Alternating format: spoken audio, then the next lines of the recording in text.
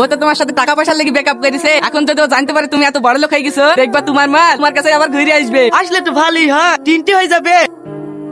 Order sir. আমাদের জন্য 2 plate biryani আর সঙ্গে 2টো কোক নিয়ে এসো। Okay sir. কি ব্যাপার, এত বড় হোটেলে এসব ভিখারিকে ঢুকতে দিচ্ছে কি নেই? Waiter waiter. হ্যাঁ বলুন ম্যাম। গায়ে নোংরা টোংরা নিয়ে যে কোনো লোক হোটেলে ঢুকে পড়বে, তাদের সঙ্গে বসে আমাদেরকে খেতে হবে নাকি? আপনাদের হোটেলে কোনো ডিসিপ্লিন নেই? কি হয়েছে ম্যাম, কি হয়েছে? আমরা এই ভিখারির সাথে বসে খাবো নাকি? আরে স্যার আপনি এখানে বসে কেন? আপনার অফিস রুমে চলেন। আজ কাস্টমারদের সাথেই বসে খাই। আপনি ওদের সঙ্গে বসে খাবেন? আপনার একটা মান সম্মান নাই? চলেন স্যার চলেন, আপনি গেস্ট রুমে গিয়ে খাবেন। ওই ভিখারিকে আপনারা স্যার বলছেন কেন? উনি আমাদের স্যার তো স্যার বলবো না, উনিই তো আমাদের এই হোটেলের মালিক। সেই ভিখারি এই হোটেলের মালিক? এই মালিকের এরকম হোটেল আরো দুটো আছে।